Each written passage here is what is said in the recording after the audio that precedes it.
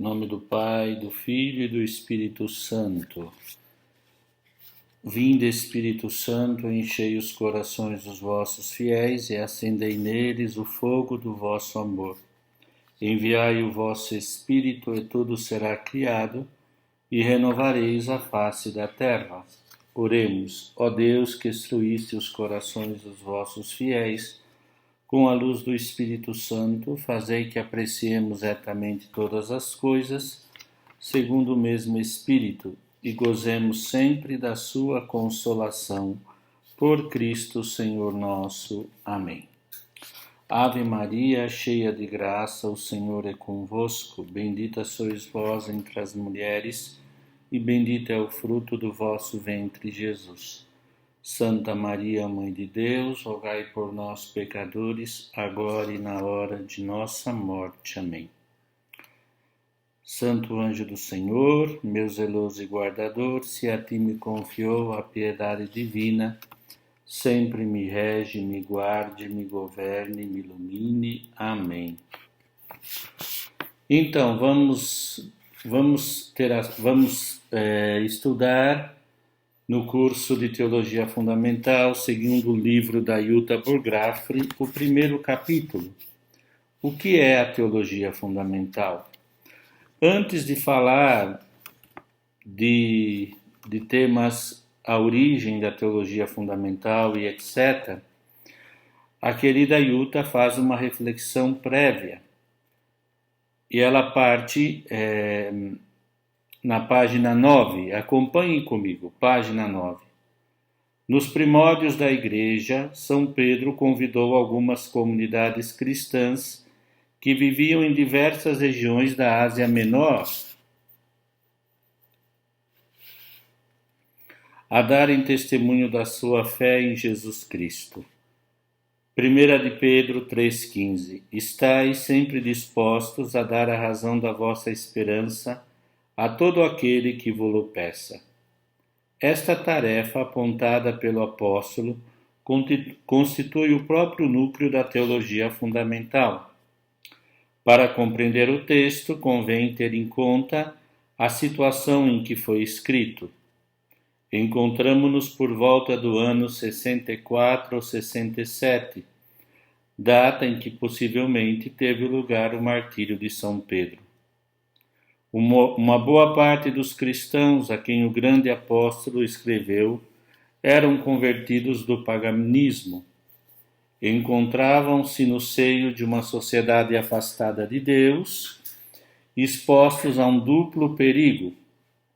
Um perigo interior, que tornava difícil a perseverança na fé, e o outro exterior, que era a ameaça de morte. Quando um cristão se mantinha fiel a Cristo e agia de acordo com a sua crença, naquele ambiente diverso, podia não só ser discriminado, como também perseguido e, inclusivamente,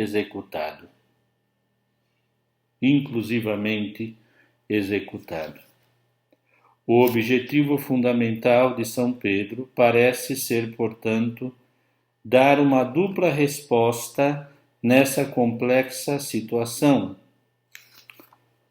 Por um lado, quer consolar os seus e exortá-los a manterem-se firmes no meio das adversidades. E por outro lado, aconselha-os a explicar profundamente a sua própria atitude aos outros com finalidade de que estes os compreendam cada vez melhor. Sempre dispostos. Ela vai explicar cada ponto. Estais sempre dispostos. Trata-se de uma tarefa permanente. Onde quer que os cristãos se encontrem, têm de estar dispostos a dar testemunho da sua fé. Fazem-no, em princípio, pela sua mera presença nas encruzilhadas do trabalho, da vida pública e privada, com o seu modo comum de atuar, julgar e reagir. Se procurarem ser coerentes com a sua fé, e agradar ao seu Pai Deus, convertem toda a sua existência num grande apostolado, num permanente chamamento aos outros para seguirem com eles os caminhos do amor. Por outras palavras, todo cristão se vê envolvido numa grande aventura apostólica. Lhe é pedido que tenha a audácia de colaborar nesta empresa, manifestando a sua crença aos outros com naturalidade. Assim, os seguidores de Jesus Cristo serão reconhecidos em primeiro lugar pelo seu modo de ser e de se comportar, e só num segundo momento por aquilo que dizem acerca da sua crença. Também a sabedoria popular afirma: procura um mestre que possas apreciar, mais pelo que deles vês do que pelo que ouves dele. Então, resumindo em palavras, o apostolado aqui que Pedro pede é um comportamento cristão, um comportamento segundo Cristo. Segundo ponto, dar resposta à apologia. A palavra grega apologia significa uma defesa contra acusações ou suspeitas. Na literatura universal, por exemplo, conhecemos a famosa apologia que Platão escreveu a respeito de Sócrates, ou Apologia Pro Vita Sua, no qual John Henry Newman afirma a honradez das suas intenções. No século I, face às perseguições que ameaçam o cristão, São Pedro refere-se certamente a uma defesa capaz de adquirir validade perante um tribunal e instrui os seus sobre a forma como hão de reagir quando forem insultados ou injuriados, não com agitação e afetos, mas com argumentos sólidos que expliquem a sua atitude e apelem à razão dos adversários. Embora a fé cristã não se possa demonstrar, pode-se mostrar que a nossa crença não é absurda e que é mais razoável crer do que não crer.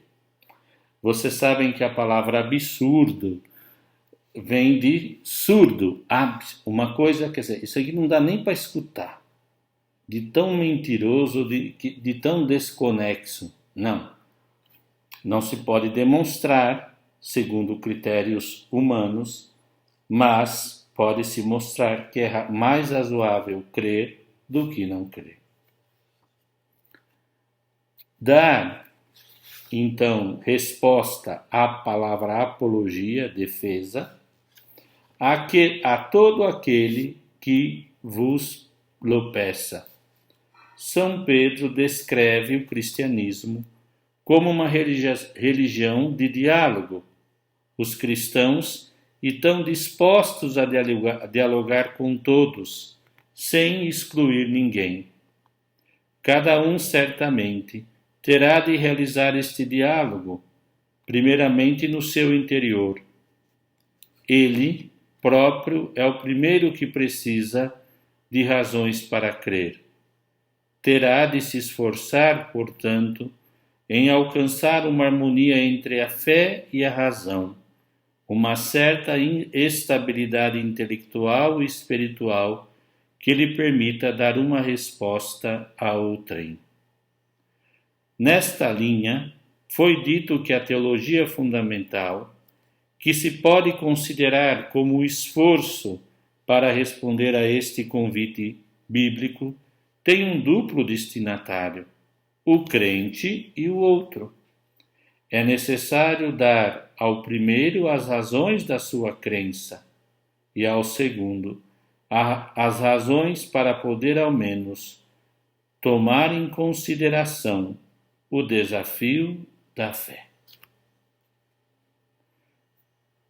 O crente é chamado a elaborar também, porque nós somos seres racionais e tão racionais que quando a nossa vida tem algo que não nos é fácil de elaborar, de compreender, precisamos de ajuda de psicólogos que nos ajudarão a elaborar, através de técnicas, o que estamos passando, o que as emoções estão deixando vazar e precisamos trazer do peito, do coração para a mente, para elaborar, compreender de modo melhor o que acontece conosco. É só um exemplo, hein? Os outros podem estar mais ou menos próximos de nós. O Concílio Vaticano II, seguindo o Papa Paulo VI, expõe os diversos círculos de diálogo, que nós vamos estudar, né? Círculos de diálogo, que podem agrupar-se ao redor de Cristo, luz dos povos. O movimento começa com os católicos, que se dirigem em primeiro lugar aos outros cristãos, a demonstrácio católica. Depois, em passos diferentes, aos judeus, aos muçulmanos e aos seguidores de outras religiões e crenças, demonstrácio cristiana. E, finalmente, aos agnósticos e ateus, demonstrácio religiosa. E agora o terceiro ponto, né? Quem nos pede a nossa resposta são todos os seres humanos. E dar razão da nossa esperança. Aqui ela coloca em grego a razão, entre aspas, logos. Já estamos na página 13, tá bom? O termo grego logos significa palavra, discurso e também fundamento, causa e razão. Os cristãos não são apenas chamados a exprimir a sua esperança, mas sim o fundamento, a sua razão última. São Pedro não os convida aqui a fazerem um resumo da sua fé à maneira, por exemplo, de um catecismo.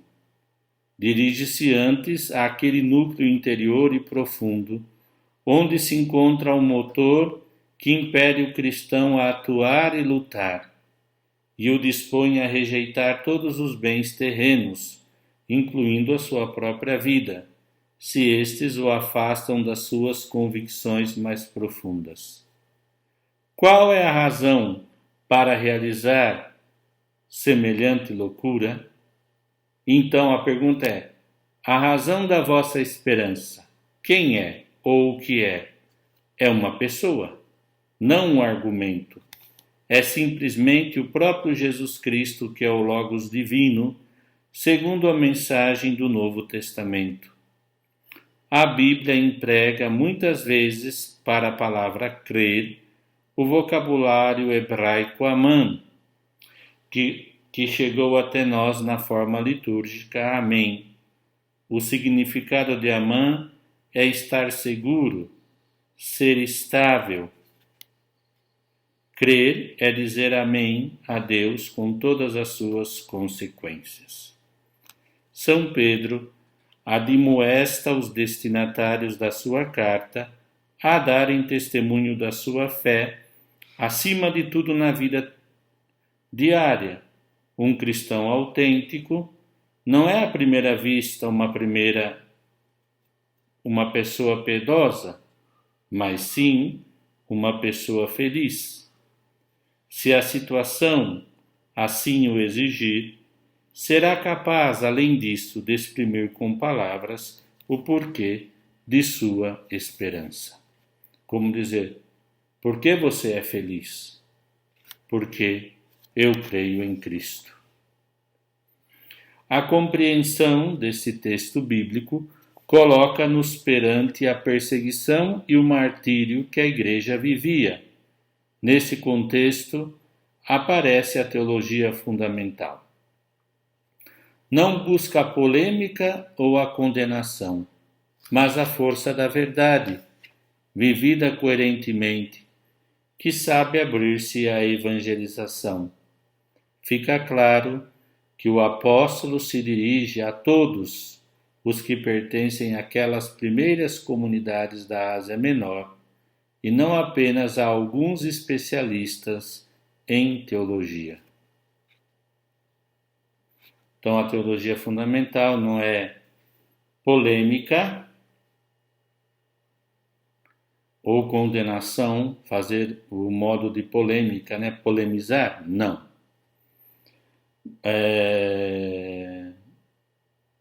Mas a força da verdade, busca a verdade que é Cristo. Perante essa introdução da Yuta, agora a origem da teologia fundamental. Se considerarmos, página 14, a exortação de São Pedro, reparamos que há uma dupla origem da teologia fundamental. Enquanto esta doutrina se refere a atitudes ou disposições básicas dos cristãos, que são adquiridas com um certo esforço espiritual e intelectual, fala-se da origem da sua fundamentação. E aqui tem uma nota 10. O texto de São Pedro, comentado no início, pode-se considerar como a expressão da cristã atitude de fundo, que no momento próprio dará origem àquilo que hoje conhecemos com o nome da teologia fundamental. Estais sempre dispostos a dar razão da sua esperança. Os seus primeiros precursores encontram-se já no tempo dos apóstolos. A origem da fundamentação. Página 15. Desde o início, os seguidores de Jesus Cristo tendiam a demonstrar a judeus e pagãos que a Boa Nova contém a verdade sobre Deus e o homem. Apelavam à racionalidade dos ouvintes como caminho para chegar a esta verdade. Defendiam-na audaciosamente quando era necessária e sempre confirmaram a si mesmos e aos outros crentes que a sua fé estava solidamente fundamentada. Já referimos que um cristão só pode explicar a sua fé a outro se adquiriu uma certa clareza acerca da sua própria situação de crente. Quer dizer, se ligou harmonicamente os conteúdos da fé com a estrutura do espírito humano. Assim, a teologia fundamental acaba por ser uma reflexão sistemática e científica a partir de uma atitude espontânea que, de uma maneira ou de outra, surge em todo crente. Trata-se da atitude teológica básica da fé que procura compreender. Fides querens intellectum, ou seja, se preferir, a da inteligência do crente que se interroga a si mesmo, que se torna reflexiva numa tentativa de integrar o que sabe e o que crê. Refletir, elaborar, sistematizar aquilo que experimenta e que vive desde a fé. O início da ciência. Vamos ver então como nasce como uma ciência. A teologia fundamental tem uma história recente. Nasce da apologética, defesa da fé, que começa a substituir a partir do século XIX e plenamente no século XX. Vamos ver aqui.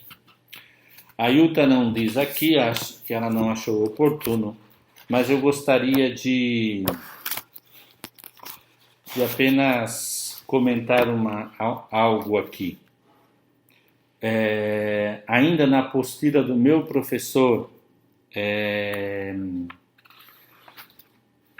professor Chiappini, da Universidade de Lugano, na Suíça,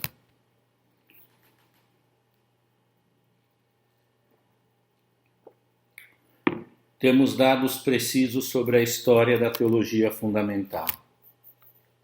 Ele assim diz, vou traduzir, né? O nascimento da teologia fundamental, como disciplina própria e independente, há em J.S. Gray, que morreu em 1853, final do século XIX, como seu autêntico fundador.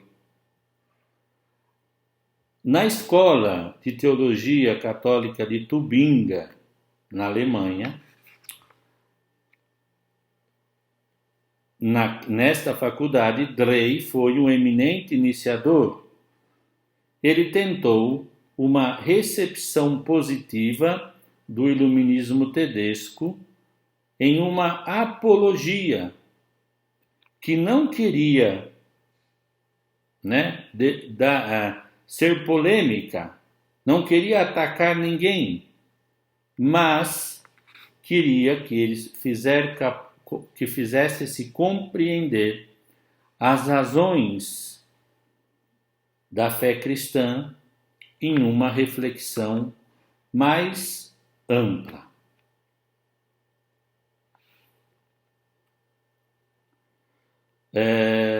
De outra parte, Perrone, que nasceu em 1794 e morreu em 1876, no Colégio Romano, que hoje é a Universidade Gregoriana de Roma, ele iniciou, nesse tempo, uma disciplina muito similar à de Drey. Ele, nessa disciplina, apresentava o fundamento da teologia na argumentação lógica, apologética, mas que trazia a demonstração da verdadeira religião cristã católica aos incrédulos e heréticos, e nas quais o iluminismo era visto como um interlocutor negativo, porque tinha promovido o divórcio entre ciência e fé. Aqui ele cita Pierre Nidot. Bom, nesse momento se vê que os dois interagem. Com certeza, o que Drey produziu será trazido a Perrone, que melhorará sua apresentação lógica apologética, buscando não mais defender-se contra inimigos, mas apresentar razões lógicas e óbvias da fé, seja cristã ou cristã católica. Seria a reta razão que demonstra os fundamentos da fé. Então aqui temos uma breve história, Drey e Perrone, tá bom? Bom, vamos lá continuar. Página 15, quarta linha, as últimas quatro linhas. Não se tratava apenas de uma mudança de nome, mas antes de uma nova orientação e compreensão da tarefa que se quer realizar. Os teólogos cada vez mais claramente eles veem a necessidade de legitimar a fé num discurso também válido aos olhos dos não crentes, mas sem a pretensão de se colocar numa posição metodicamente ascética, sem prescindir da fé. Além disso, querem dirigir-se aos homens do seu tempo, profundamente marcados pela evolução da cultura, da ciência, do pensamento filosófico e religioso. Nesta nova situação, o ciclo da apologética fica esgotado e surge então algo que continua o esforço daquela, mas é ao mesmo tempo diferente. É a teologia fundamental. A nova disciplina aparece pela primeira vez nos documentos oficiais da Igreja como uma das partes da teologia na Constituição de Pio XI, Deus Scientiarum Dominus, de 31. No entanto, posteriormente desaparece, ao ponto do Concílio Vaticano II não a mencionar. Só vários lustros mais tarde se volta a falar da teologia fundamental, precisamente em 1976, anos em que se publica um documento sobre a formação teológica dos futuros sacerdotes. Ok? Nesse documento, a teologia fundamental é descrita com algum detalhe, lá no final da página 16. Todas as matérias teológicas, afirma-se, pressupõem a teologia fundamental, com base no próprio procedimento racional.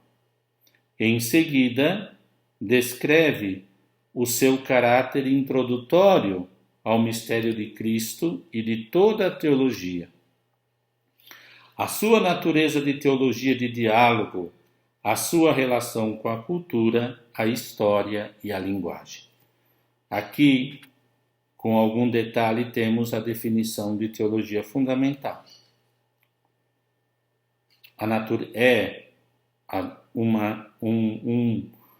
Uma teologia de diálogo, a sua relação com a cultura, a história e a linguagem.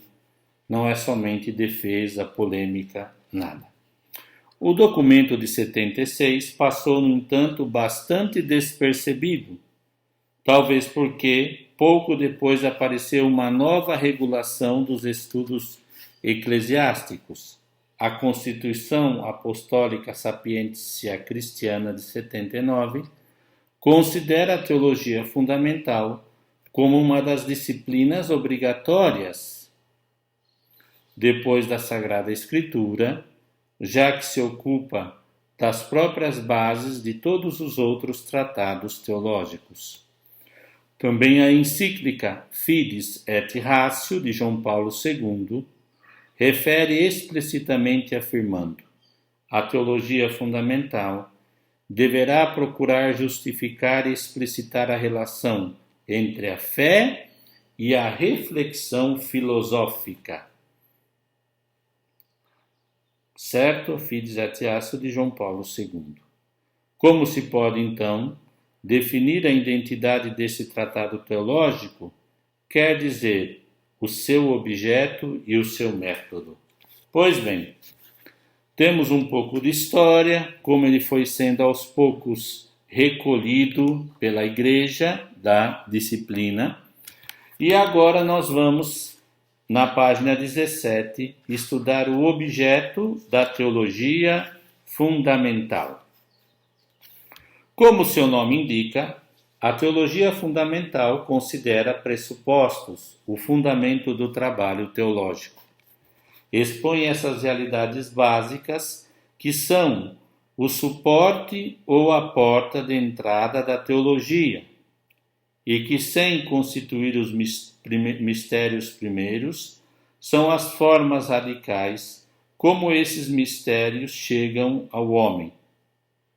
Quais são essas formas radicais? Como é possível que o homem tenha notícias de Deus transcendente e eterno, que possa falar sobre o ser absoluto e insondável, e mais ainda, que possa falar com Deus?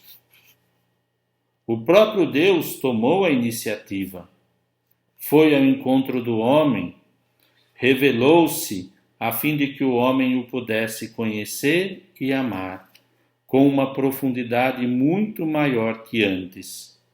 No cristianismo, o início provém da encarnação do Verbo. Não é só o homem que procura Deus, é Deus que vem em pessoa falar de si ao homem e a mostrar-lhe o caminho pelo qual é possível alcançá-lo. O homem, por seu lado, aceitou a revelação divina pela fé. Se o acontecimento da revelação não tivesse tido lugar, a fé não seria possível. Mas se não houvesse fé, se ninguém acolhesse a palavra de Deus, também não se poderia falar de revelação. Se não há um interlocutor, não há comunicação. Em ambos os casos, a teologia cristã careceria de fundamento. Vê-se que o objeto da teologia fundamental é complexo. Vamos ver então, por que é complexo? É a revelação de Deus para o homem. Não é uma realidade considerada puramente em si mesmo, mas é essencialmente constituída pela ação de Deus e a resposta do homem.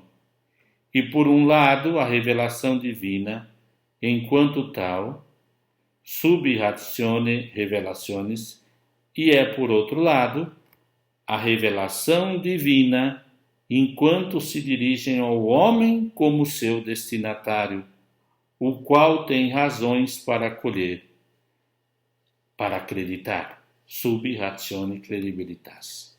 A noção de credibilidade exprime que a revelação, é uma realidade distinta da luz da razão, mas ao mesmo tempo que existe para ser recebida como tal revelação pelo homem.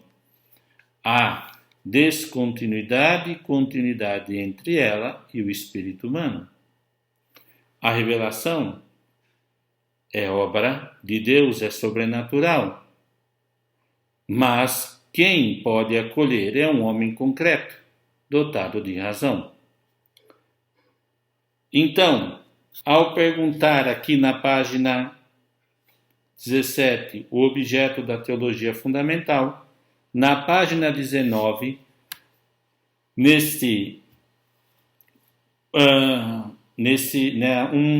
na quinta linha, temos a palavra revelação e credibilidade.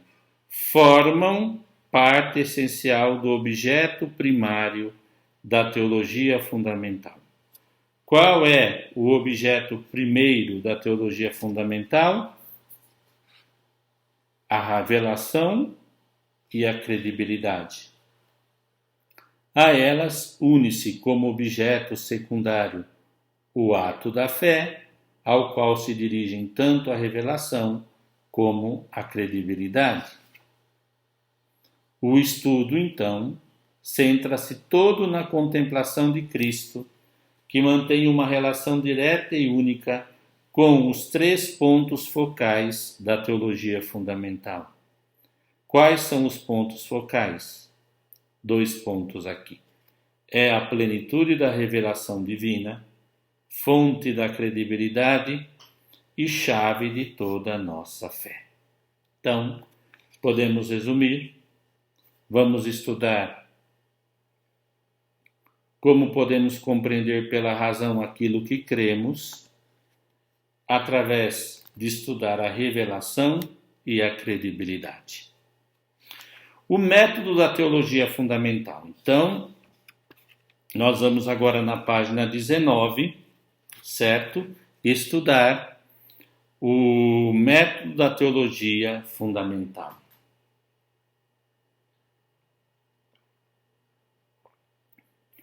O nome da nossa disciplina é composto por 2 palavras, um substantivo e um adjetivo. Teologia fundamental. Enquanto o objeto, o conteúdo, se centra na explicação do adjetivo, apontando as bases de toda a tarefa teológica, o método fixa no substantivo. Trata-se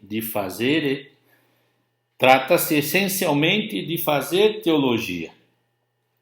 Pode-se também permitir, de modo subordinado e adicional, uma abordagem apologética, na medida em que se quer defender a fé com a força da razão, mas nunca se pode esquecer que, ao dialogar com os outros, se deve evitar o perigo de fomentar uma ambígua cultura de unificação universal, que pretenda negar o que é especificamente cristão, em relativizar a fé em relação a outras confissões e religiões. Em suma, podemos dizer que a teologia fundamental nos leva a seguir um método, um caminho, essencialmente teológico, com contributos apologéticos, enriquecidos por uma forte dimensão dialogal.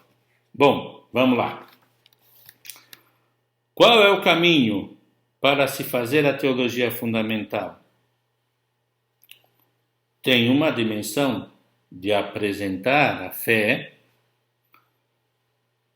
dar razões, apologia e defendê-la. Não se trata de colocar a religião cristã ou o cristianismo como mais uma forma de religião. Em relação às outras filosofias da religião, conceitos, religiões, etc. Mas também com um forte acento de diálogo. Então agora nós vamos falar que, antes de mais nada, há na teologia fundamental um caráter, imprime caráter, demonstra o que é a essência teológica. Na Constituição Dogmática sobre a Fé, Dei Filhos, o Concílio Vaticano I ocupou-se especialmente das relações entre fé e razão. Afirmou que assentimento da fé à revelação está racionalmente justificado sobre a base de argumentos extrínsecos.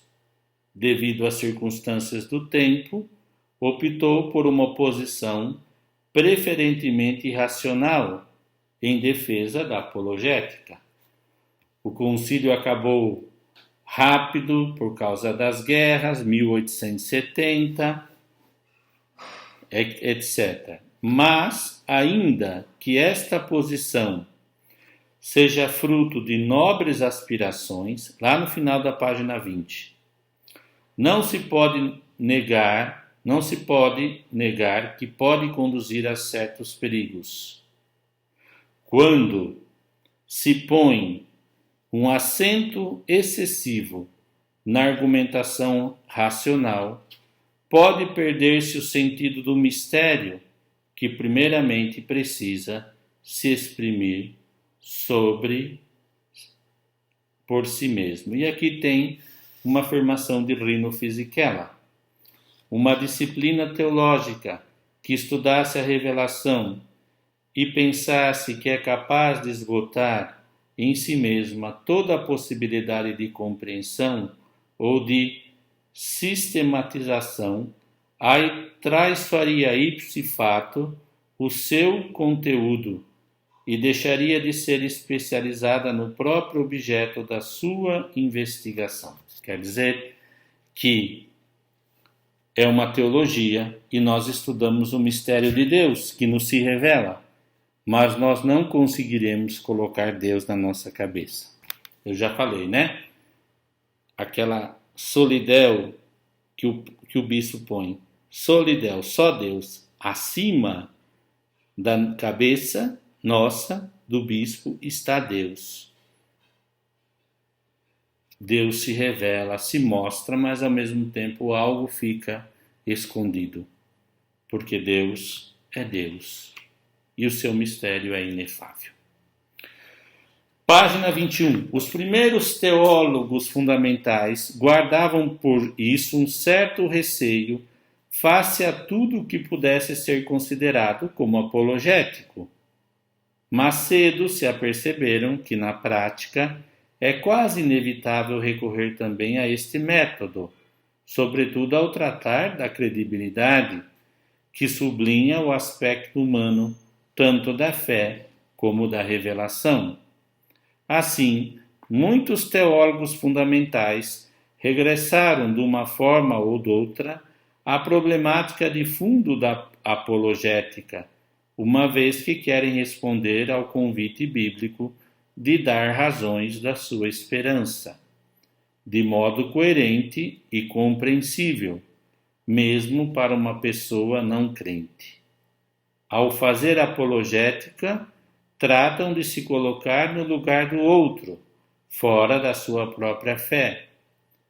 Empregam um método de busca da verdade e não um método que investiga a verdade que já tem. Nesse sentido, o teólogo se coloca como alguém que sabe algo, precisa aprender e busca, não como investigador que procura analisar algo que se já tem. É como se eu quisesse, por exemplo, estudar a palavra de Deus, como pegando a Bíblia e começasse a fazer uma autópsia, como se faz de um cadáver. A teologia e a Sagrada Escritura é viva. O estudo tem que ser feito com o respeito de algo que é superior e que nós temos que se debruçar com reverência.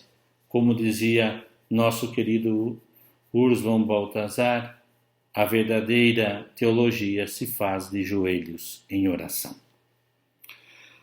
Mas ao considerar um objeto, não se pode prescindir do sujeito que realiza essa consideração.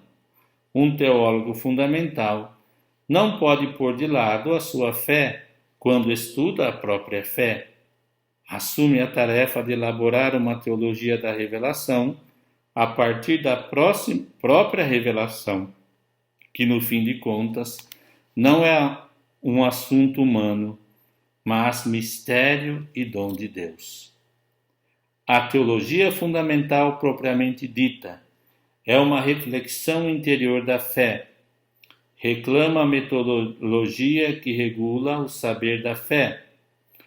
Presta particular atenção ao conhecimento da Sagrada Escritura, ao testemunho da tradição, aos ensinamentos do magistério, assim como a um modo como estas realidades foram vividas e explicadas na Igreja ao longo da história.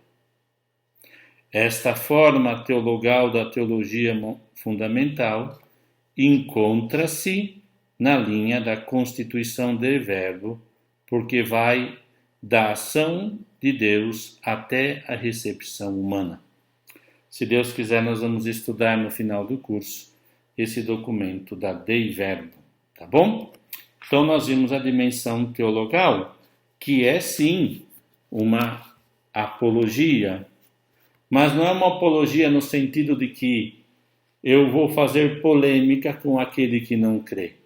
Eu me coloco no lugar dele para poder ver se consigo ajudá-lo a ele compreender as razões da minha esperança, da história da igreja, da minha igreja. Mas também tem a dimensão teologal apologética e a dimensão dialogal. São duas, teológica e dialogal. A teológica tem o seu quê apologético e a dialogal é o diálogo. Vamos estudar.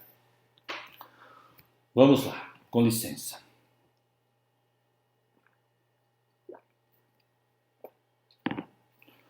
O cristianismo nasce de um diálogo essencial entre Deus e o homem que se prolonga no coração de cada crente.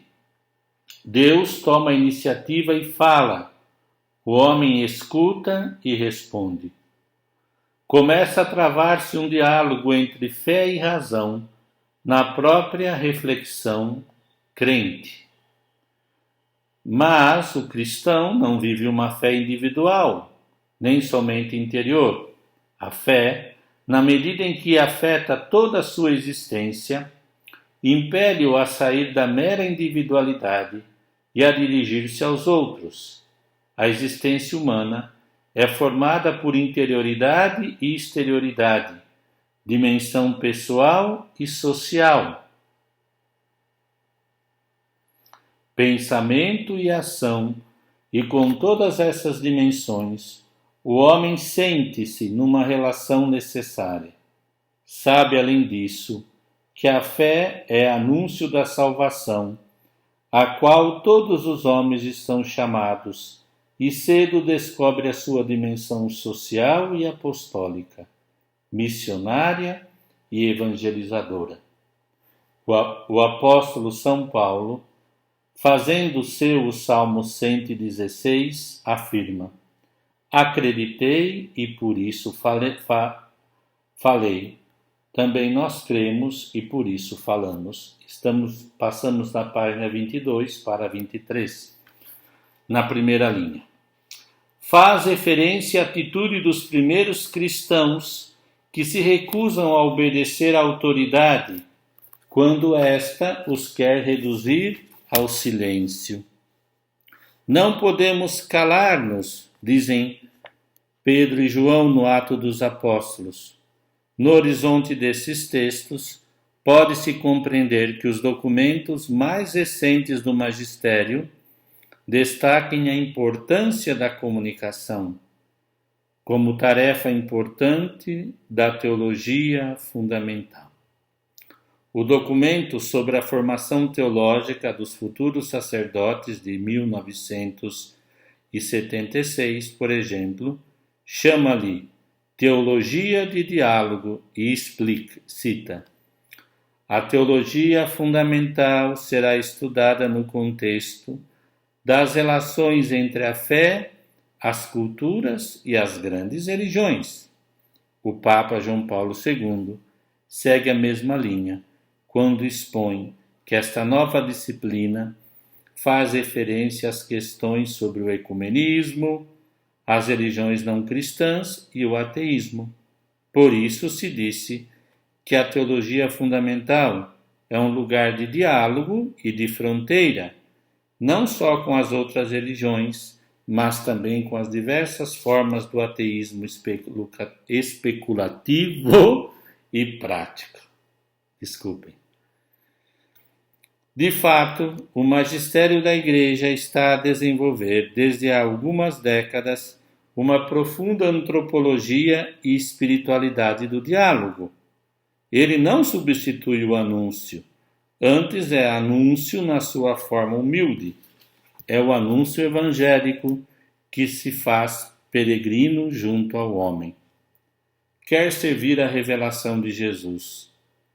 Nesse sentido, João Paulo II, num grande encontro ecumênico, disse: não venho propor utopias nem polêmicas, mas sim Cristo. Pois bem, terminamos. Olha só, a partir da explicação de João, 1 de Pedro 3,15, estais sempre dispostos a dar razão da vossa esperança, nós entendemos o sentido que o objeto da teologia fundamental é estudar a revelação de Deus e a credibilidade, que é credível, que é ser capaz de crer para depois compreender. E esse método nasce do estudo da teologia, que nos leva a dar razão da nossa fé, da nossa esperança e defender a nossa fé.